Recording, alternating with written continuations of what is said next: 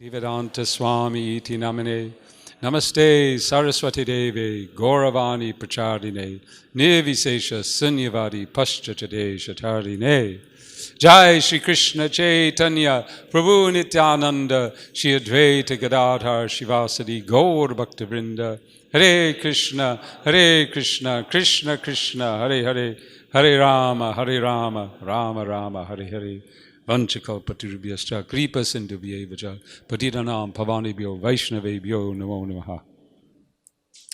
So our seminar today is called Pathways, Successful Strategies for Nurturing New Contacts.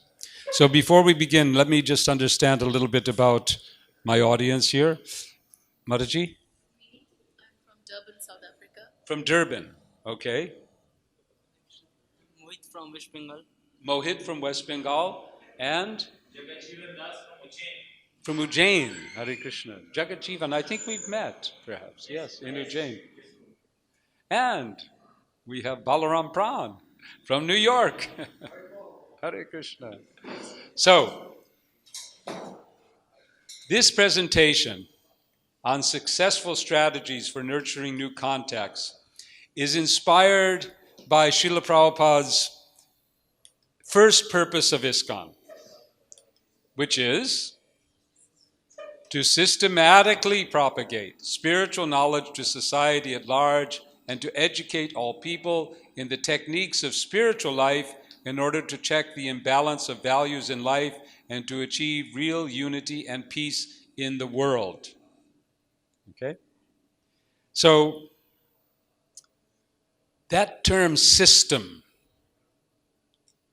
is what I'm trying to build on here. How do we systematically engage in outreach?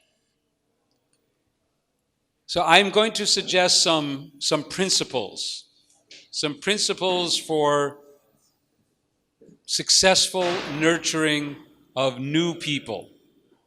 And then we're going to go into some specific strategies, some strategies that some existing devoted centers and devotees are using. Okay? So first we're going to deal with principles. Now, the core of the principle that we're going to be working on here is actually borrowed from the marketing world.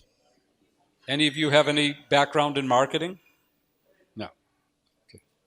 So, in the marketing world, there's the concept of the sales funnel and the sales pipeline. Now, I'll tell you just to understand, what's the difference between a funnel and a pipeline in the terminology that we're using here? A funnel looks at the customer journey. So this is looking at the different stages that someone goes through as they progress in their relationship with the company or the sales organization. So that begins with awareness, being aware of the product. From that, some interest develops. That develops into some kind of intent to possibly buy the product, which leads to a deeper evaluation of the product, and if you're successful, that leads to the purchase. And from there, the goal of a marketer is to induce that customer to become a loyal customer, in other words, to buy again, tell their friends, etc. So it begins with awareness, progresses into some interest in the product, the possible intention to, I do need to buy, because sometimes people are aware, they get interested, but it's not the right time, it's not the right situation, so they don't really have an intent. When the intent develops, then there's further evaluation, which then leads hopefully to a purchase and to repeat purchases. Now the pipeline is the systems, the steps that a salesperson takes in order to move someone through these stages of the funnel. So it begins with a contact. You have to contact somebody in order to move them. Generally, a salesperson will try to qualify the customer by understanding their needs, their interests, where they are, how soon do they want this product? Is it in the next year or two, or is it right away? So they do some work on qualifying. That should lead, if the customer is qualified, to some form of meeting or online interaction, which then will lead to a proposal from the salesperson to the potential customer. Here's the deal I'm ready to offer you. And then hopefully that will close with the actual purchase. And then again, retention. After closing the deal, you want to keep the customer. So there's customer support, there's all kinds of other things that follow up on in the sales pipeline. So what we've tried to do is take this sales system and marry it to our approach for outreach. And we then suggest a faith funnel instead of a sales funnel, a faith funnel. So like awareness, you saw awareness was in the beginning. So we call that seeds. Now, the seeds are the awareness that gets generated in a potential devotee from seeing devotees or reading an article or, watching on television or just passing them by on the street. Harinam parties are really good ways to plant seeds. Rath-yatra festivals, these plant seeds. But in order to progress people, they need to make a contact. They need to make a contact. So from the awareness, they have to begin to take interest. That comes into considering. Then we suggest that there's another stage. Considering is like the evaluation. They have some interest. But then from that stage, we say that there is something that happens in a person where there's a transformation. We call that transforming. From there, we get to the point of actual purchase, so to speak, which is adopting, taking up, starting the practices. And that leads, in our path, to forming some commitment to the practice of Krishna consciousness. Once that takes place, then devotees naturally move into this place of advocacy. They want to share it with others. And by the way, you will get a copy of this presentation, okay? You just need to give your name and email to Damodar, who's a member of our team. And not right now, but by the end, we'll have a time to you give that, and then he'll give you a copy of this, so you don't have to copy it all down, okay? But, notes are always helpful to jog the memory. Okay, so that's the funnel. Now, what about the pipeline? Now, just like in that sales pipeline you saw is a kind of a standard sales pipeline. It's not always the same. We also suggest that there's kind of a standard pipeline for people to move through these different stages.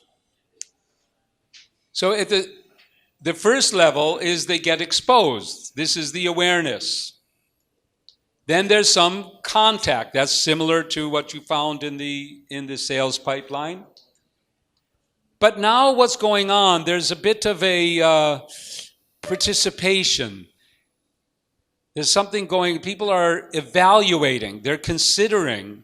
But how do they do that? They do that by, generally speaking, we find in all this, what I'm going to show you, the strategies that I'm going to show you, that a new contact moves forward by attending some sort of an event that's designed for that contact. And that the next stage for that contact is to attend a multi-session event. This is one time. And this is where it's 2 or 3, maybe a series of talks or something that maintains their interest. From there, what we've been finding is that there's some form of immersion. There's some sort of program. It could be a workshop, full-day workshop. It could be a retreat. It could be a pilgrimage to India for some people. It could be that intense. But there's something that really brings them into immersion. And finally, they end up in a small group where they can practice their sadhana. They end up in Sanga, in association. So they get to Shraddha, from the contact to Shraddha, and then they begin Sanga. Okay, so you got from contact, the first stage, to get to the place of Shraddha, which then leads to Sanga. So just to compare this, the first stage is like the seeds, then the contact. These 2 stages or steps in the pipeline are the considering phase. This, somewhere here, there's something that really gets a transformation, and now they're in Sangha, they're adopting, they're beginning their sadhana. Okay? So, in this process of helping people to consider Krishna consciousness, there are some important elements for us to consider. The first is something, how many of you have attended any communications seminars by Anuttama or anyone? Okay, so you've heard this mantra, needs, interest, and concerns. We even heard it this morning from Rukmini. She mentioned needs, interest, and concerns. So needs, interest, and concerns, they have to come first. The content that you create, the event that you create, the programs that you create, need to be well defined. They need to define who are you trying to attract. If you want people to consider what you have to offer, that has to be in their language and in their approach and so on. Which often means putting old wine in a new bottle, something that Srila Prabhupada mentioned on a number of occasions. We have to be expert in putting the old wine, the original, the content of what we have, but putting it in a new bottle, some way to attract people to Krishna consciousness. We have to consider the timing of our events, and because timing is a big element in whether people will actually take the time to consider what we have to offer. If we don't time it according to when they have time, and the kind of time and the length of time, then we won't be so successful. Our focus should be on relationship building relationships, and getting people to come again. Often we find that when money is charged, there's an increase of perceived value. Not that it has to be, but it's something to really look at. Most of the time, using a neutral space, most of the time, for most audiences, the temple experience needs to come later on. A neutral space is important. And Srila Prabhupada talked about that, creating neutral spaces.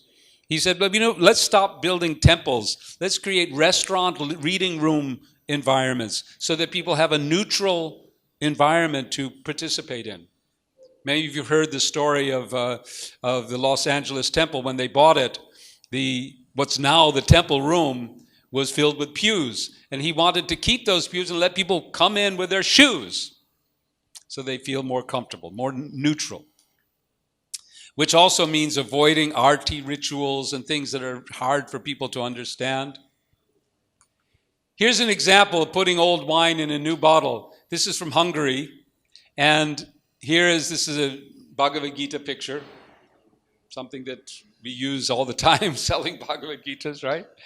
And I can't remember what this says in Hungarian, something like the process of reincarnation or something. This is their new, I don't know if it's in the Gita, but they use it to present reincarnation. So you see how different it is. You know, the whole graphic is completely a different approach. And what is the words? It says, screams from your previous lives.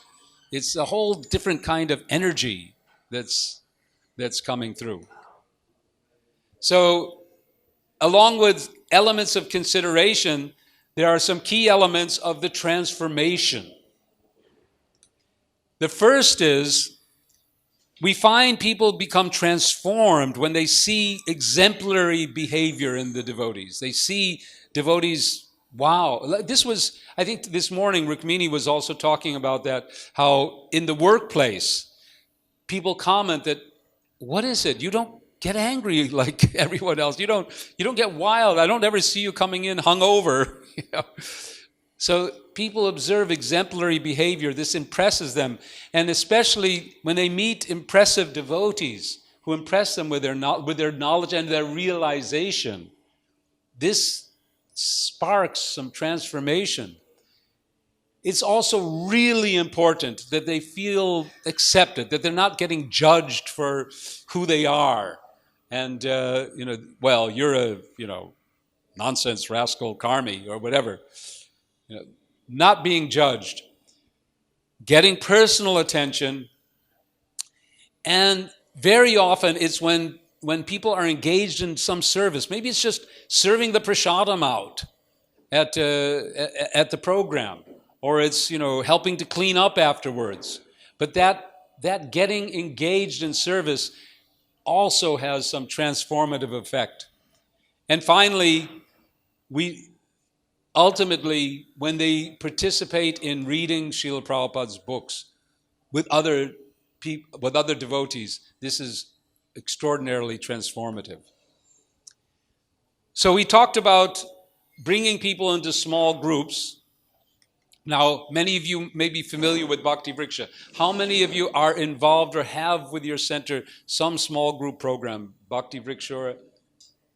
What do you have? You said bases, okay? And Leela?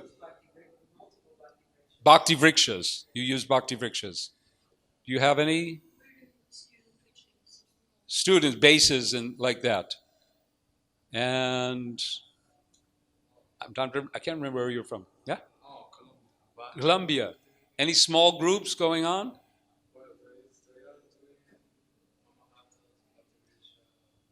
Bhakti Vrikshas and so on. Okay.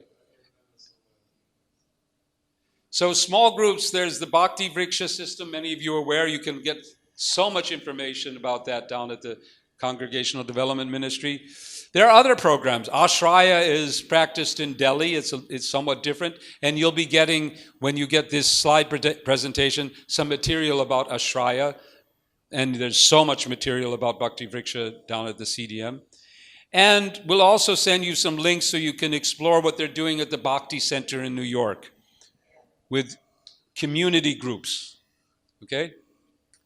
So, some of the benefits of using small groups, there's an ease of entry, there's team learning, facilitated study, there's open questioning, there's counseling involved, sankirtan, care, accountability, and there can be some outreach as well.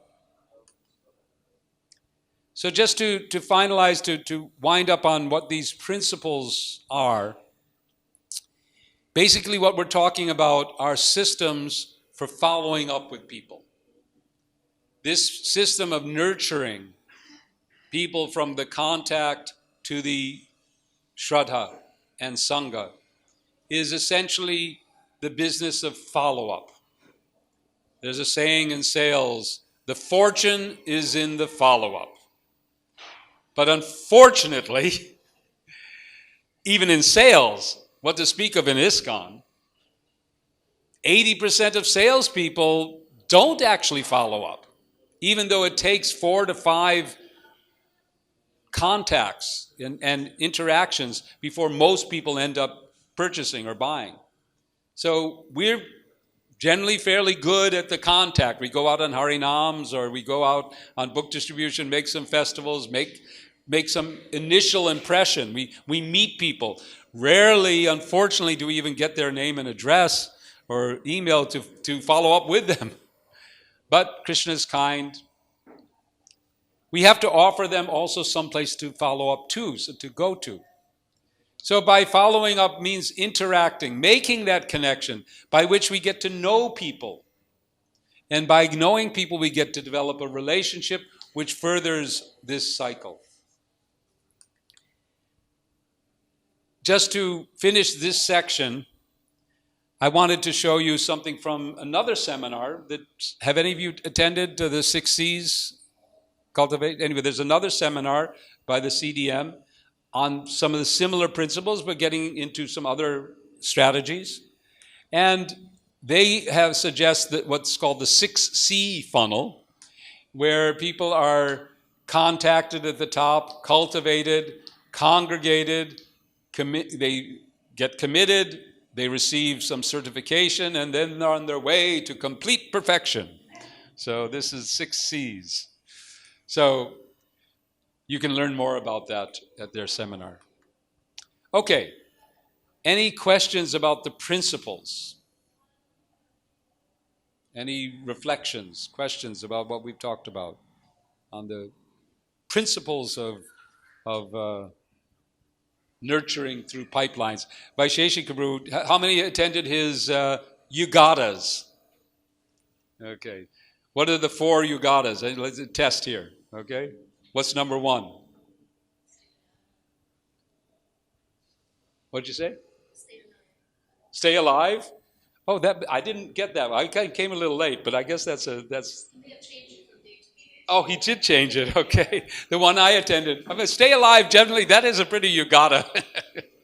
We got to do anything else. We got to stay alive, and healthy would be, an added benefit. But the one I attended was care. Okay. And the second was empower. And the third was KTT. Yeah, purify the vibration. And the fourth was, he's reading from his thing, okay. Fourth was build the pipeline. Okay, so we're building the pipeline. That's what we're talking about. First, we have to create the pipeline. You have to envision the pipeline, okay? And then you can fill it up. So we're going to go through some pipelines. We're going to look at some pipelines, what people have been doing, and the results that they've gotten by creating these pipelines and using them. So the first one we're going to look at is here in India, east of Kailash, New Delhi. There, I didn't put a 0 in here because it was not that clear how many different things they're doing to make people aware. They're doing so many things. They have Ratha Yatras, they have books going out all over the place. So it's a bunch of things that people do to get aware. But what their first contact, their main place of contact is the temple itself. People coming to the temple, where they see 4 varieties of these one-time programs, they call them, OTPs, these events which are designed, 4 different ones, designed for different mentalities, different audiences, different age groups, etc. They get people to attend those OTPs, and that from then they try to bring them into a 6-session Discover Yourself course. Then they try to bring them into an immersive experience, going to Vrindavan.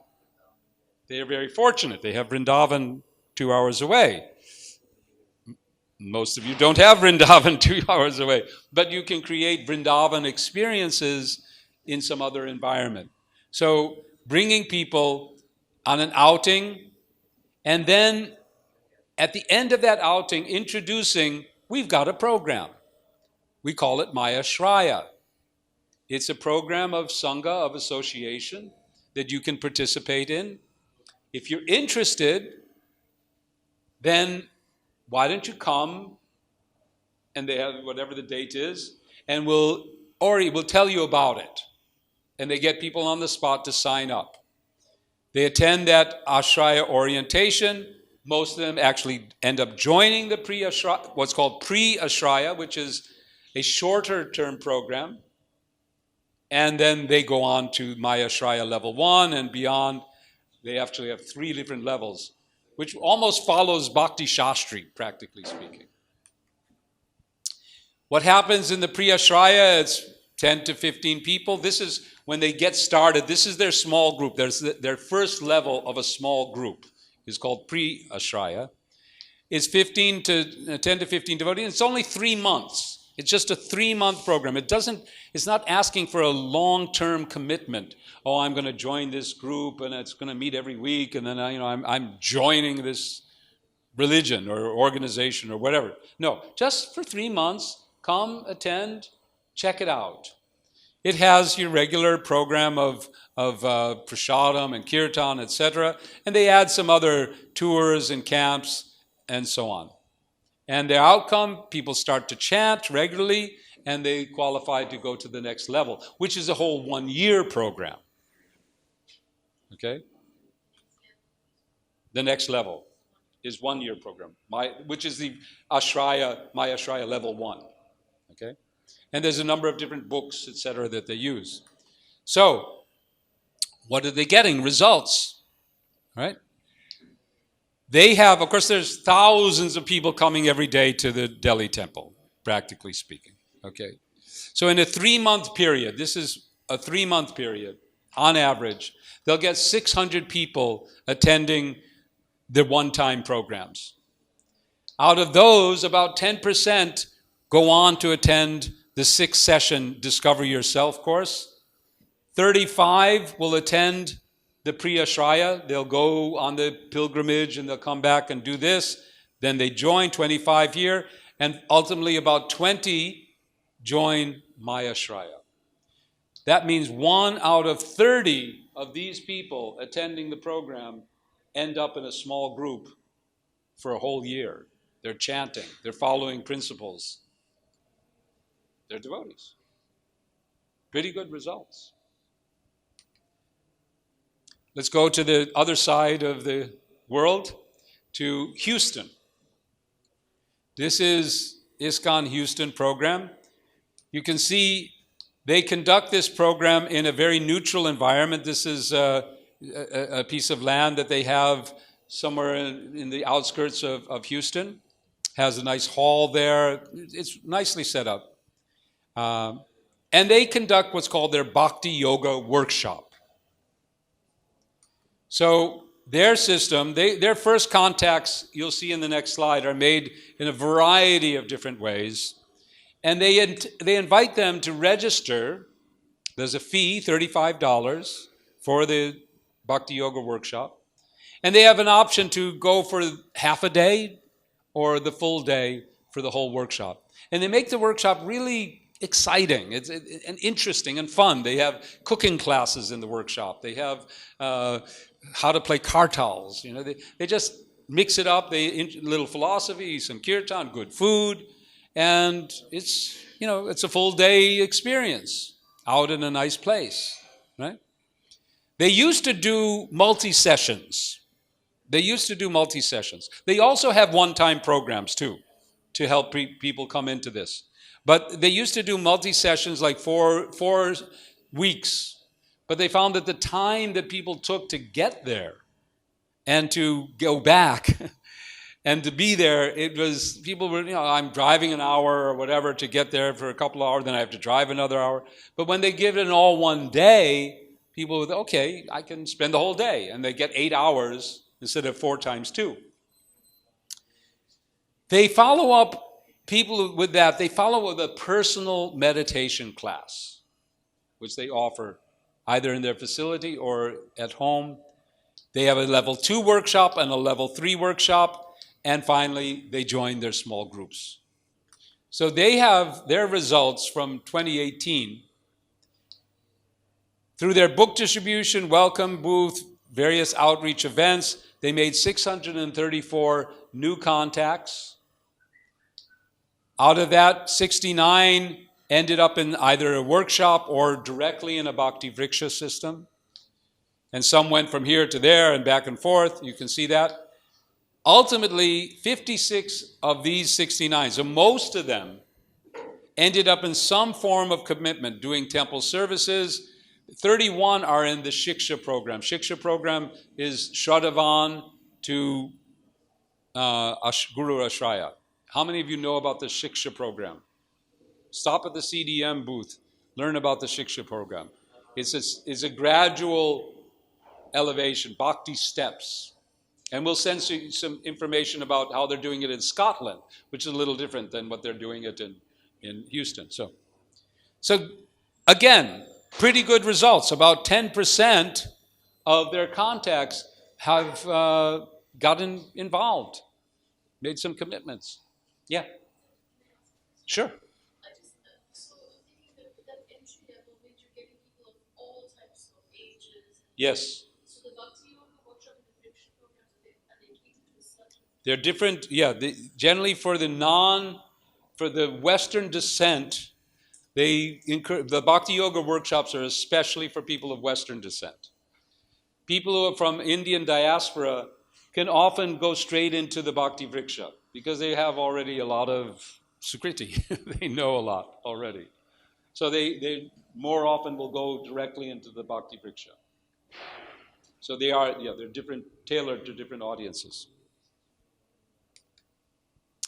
So now we're going to switch from these programs that are basically marketed through temples or through outbound type of activity. You go out and you advertise, or you go out and you do a program, to what's called inbound marketing. Okay? This is a terminology in sales.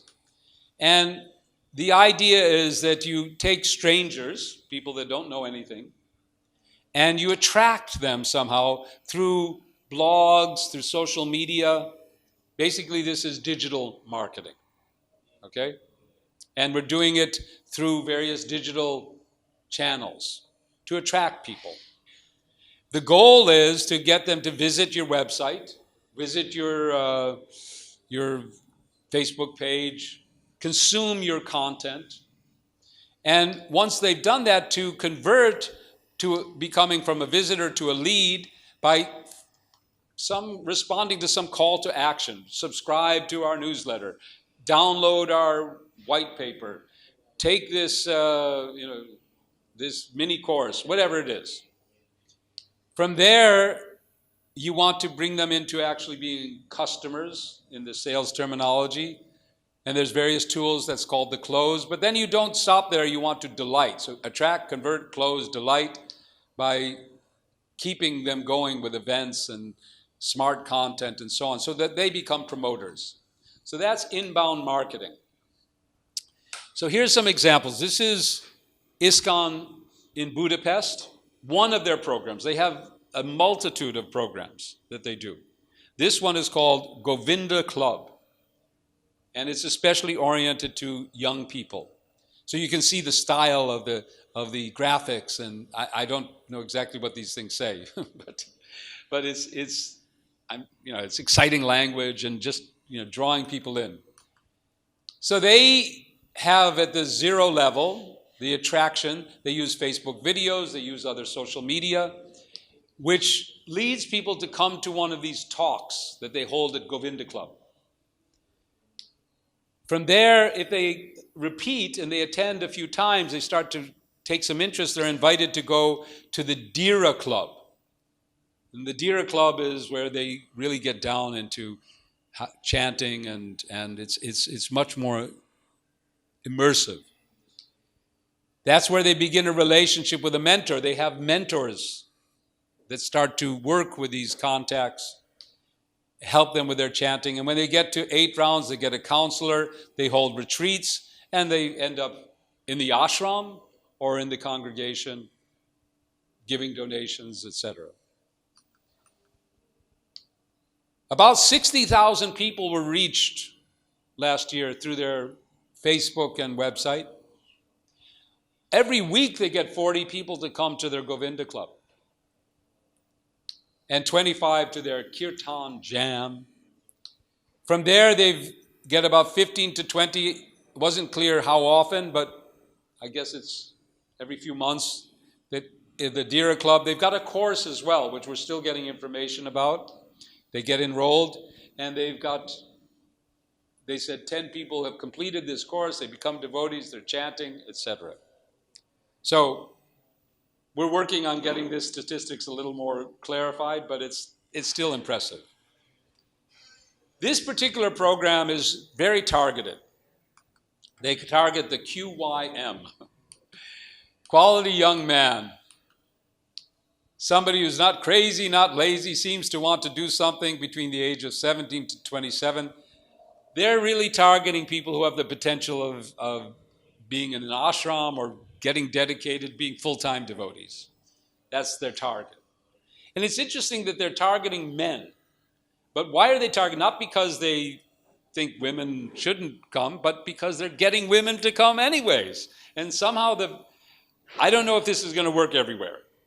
Some places, at least we heard this morning how Srila Prabhupada was saying that when you send the women out, then that's what gets people coming in. So I don't, but they found this, that they were getting women to come anyways. If they targeted women, they'd have more women. And we find that, I think, especially in the yoga community, which is so much dominated by women, that, if you target that community, you'll get lots of women, but you won't get the men. But if you target the men, the women will come too. At least that's their experience. So I thought that was quite interesting. Here's another great example of inbound marketing. Sivarama Maharaj. Sivarama Maharaj has, with his team, there's a bright young group of devotees in the UK who started working with him to how many of you have seen Sivarama Maharaj's videos? He's doing it, right? He's got his stuff out there. You've seen it. And a lot of people are watching. So their pipeline is to get people to view their content on Facebook and like it or follow it, to subscribe to their mailing list, and to get qualified by being interested to join their closed Facebook group. Now, this is only in Hungary, because although their site is global and it's in English, by the way, if you are interested in international outreach, Facebook allows you to post your content in different languages and present that content according to where you are from. Okay, so if you log in from America, you'll get the English. If you log in from Hungary, you'll get the Hungarian versions. And what happens is that they begin to consider at this stage where they lead them to have a personal meeting, either with Sivarama Maharaj himself at one of his events or with other devotee events. They're given the proposal that they get is to take a course or visit a temple, begin some level of chanting, and they finally end up in some form of commitment. Their results, 312,000 people have liked them on Facebook, and 2,000 joined their closed Facebook group. Out of this, they've got about 200 to attend some of these events. This has been going on I think this is mainly just for last year. Half of those people started regularly participating with ISKCON. 50 of them began chanting, and 25 have become committed devotees, supporting the program and so on. Yes? This is only for Hungary, but Sivarama is also English. This is for everywhere. No, this is like This 312 is global. This is Hungary. I think this is only Hungary. No, this one is global. The 312,000 Facebook. That's everybody. Because he has Turkish Facebook page also, Hungarian. Yes, he also has these other. He's got Hungarian Facebook page, etc. Similar things are going on in English and Yes. Turkish. So, but there's some problem with their Hungarian Facebook page. Facebook closed them down, and anyway, it's a big mess. They're trying to sort it out. They lost a whole bunch of followers. 50,000, some huge number. But you can see the success of this. Now we come to ISKCON Calcutta. Raj Kumar is here. He's put this together.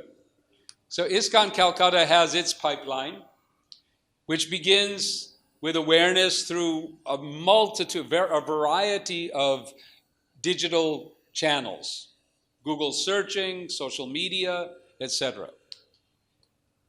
Their website has a lot of calls to action, and you'll see that in the next slides, that bring people in to contact, which they follow up with by an actual phone call to invite them to come to their Discover Yourself, their succession course, which is followed by weekly study circles and a relationship, and then they join a small group, Bhakti Vriksha, or the youth forum groups, and this is their pipeline.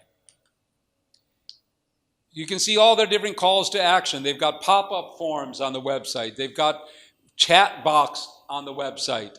They've got website. Yesterday when we did this, Raj Kumar was saying that while he was sitting here, he was chatting with somebody on their site. So they have website forms, they have Facebook chat, organic search, people searching for Gita courses, and Google My Business messaging. So they've got all these channels that they're using to make that contact. Through this system, they've been able to get 4,200 subscriptions and chat sessions going with people. They've made 125 phone calls and other systems to get 150 people attending their course. 20 have become regular chanting and 10 have gotten committed. So these are all being pulled in through this pipeline. Now, this is Chant Now. Chant Now is Damodar and myself we're working on. You'll get one of these little cards. So it's a website, but it's a website that provides online education in chanting in the form of a free workshop, a mantra meditation course with a donation base, and soon to come is a sadhana course. We've recorded the lessons, we're just putting it all up now.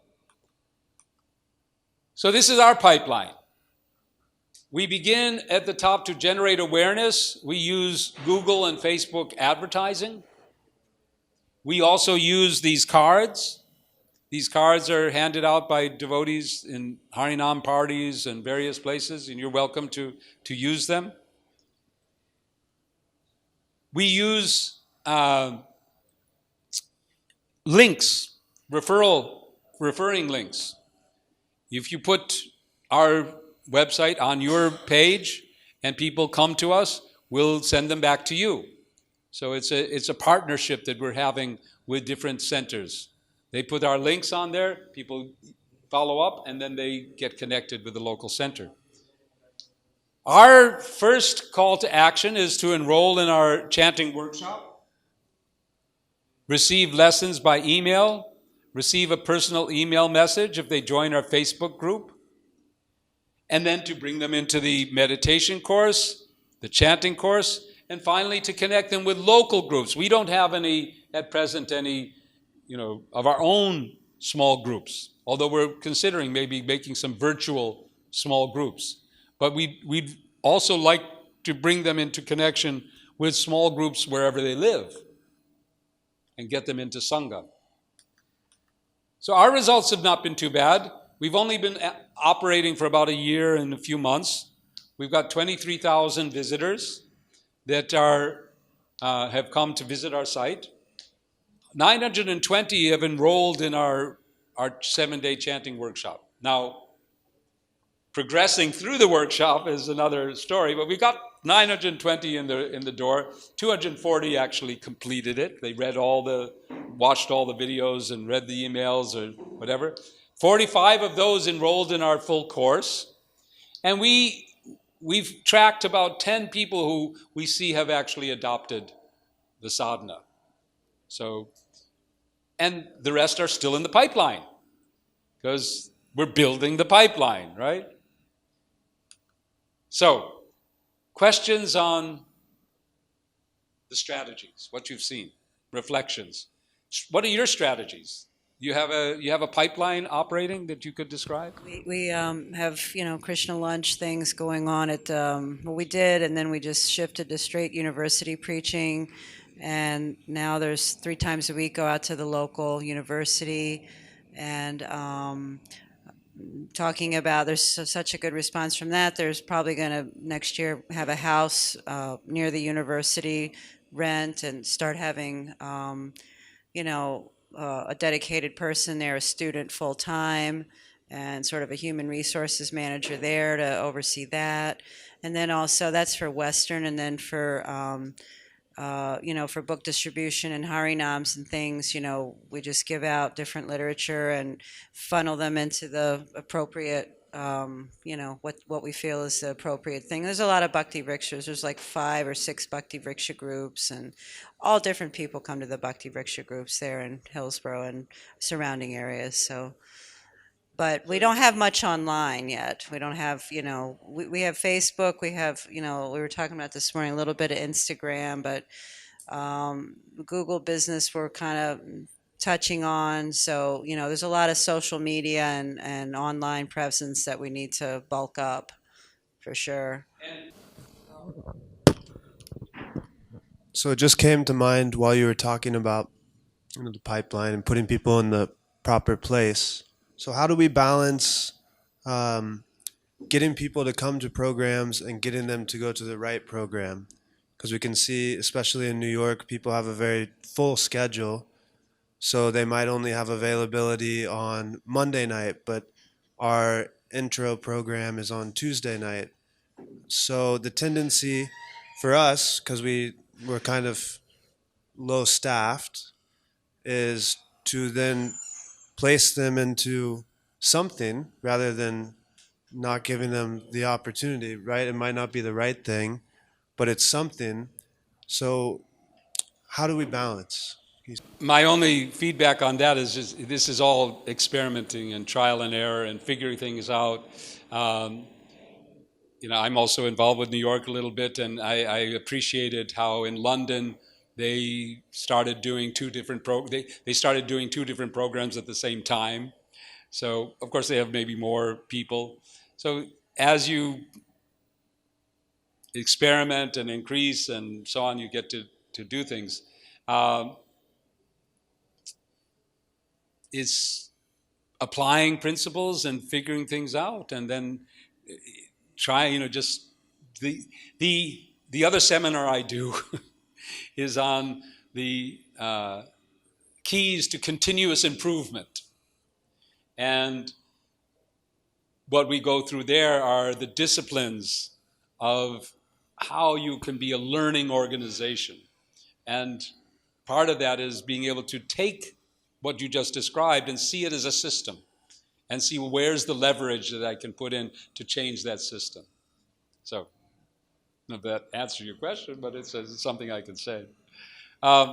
We have just a few more minutes, so I want to go to the last part, which are just to introduce some tools that you might be able to use in managing your pipeline. So, we're talking about 2 main tools, a CRM. How many of you here are using a CRM or know what is? What is the CRM that you're using? Salesforce. You're familiar with Salesforce. Salesforce is probably the leading CRM in the world. Contact relationship management system. If you have the bandwidth to understand and use Salesforce, all power to you. It's extraordinarily powerful. They'll give you a free license. They'll give you 10 spots free for all nonprofits in the world. They'll give. So it's a contact relationship management system. And I'll tell you what that is. So let's go, and marketing automation. So let's take a look at what these mean. This is HubSpot. Now what HubSpot does, it helps you manage your pipeline by tracking people, where they're going. It logs every all their online activity and as much of offline activities you want to, you can manage and log. It tells you everything about a contact that you put in there and what it can pick up, because it'll look through the net and it'll see they put a picture of themselves somewhere and they pick up pictures of people. And it allows you to chat with prospects in real time, staying organized. So it helps you organize your contacts. Instead of using just a database, Google Sheet or something like that, you get a way to organize your people and to use the email systems that are built in to interact with them and track. Did they open the email? Did they respond? Those type of things you can get from here. You can sort your contacts into different lists. You can plan activities around your contacts. It just gives you a much, much more robust way. You can share, of course, your team. They all can view, and you can assign contacts in your database. Okay, these are your contacts. These are your contacts. These are your contacts. Now, you take care of these people. You take care of these people. So that's what a CRM does. Now, if you pay them money, HubSpot is free, but it's a little limited in its free version. If you pay them more money, you get a lot more tools. But it's good to get started with.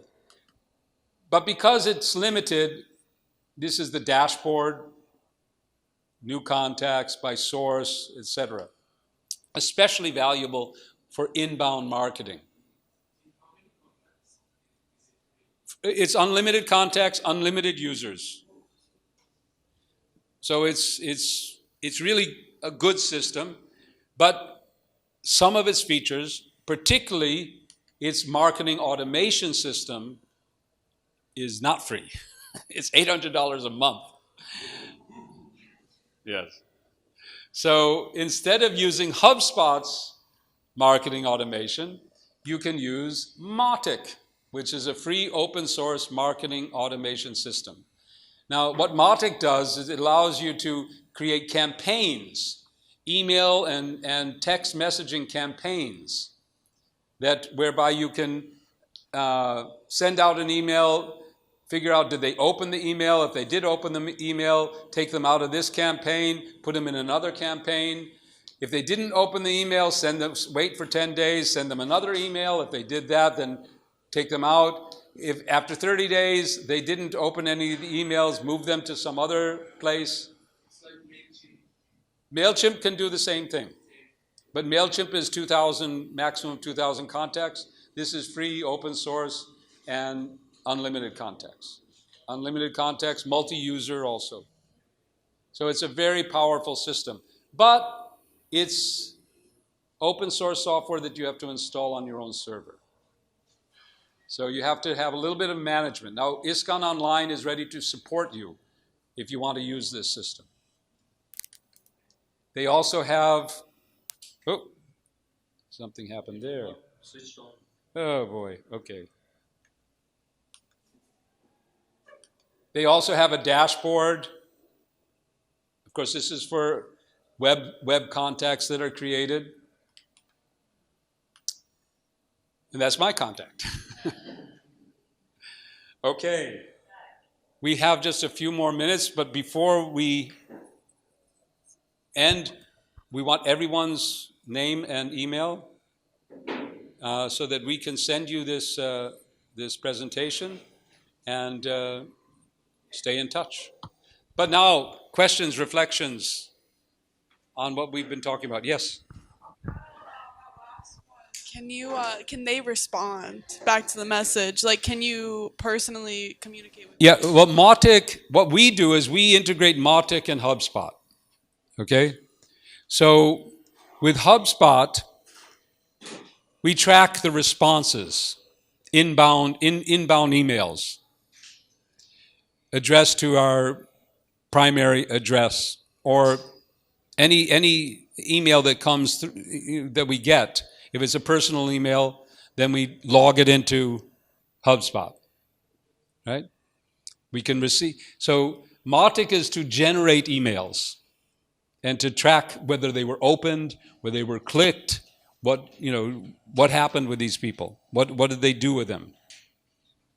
And then to do different things with them, depending on what they did. Mautic does text messaging. It will send out a text message. That you have to pay for.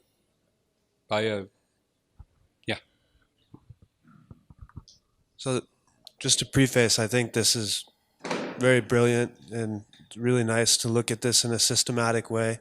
It came into my mind, in America there was this program called No Child Left Behind, and then you had the tracking system in education.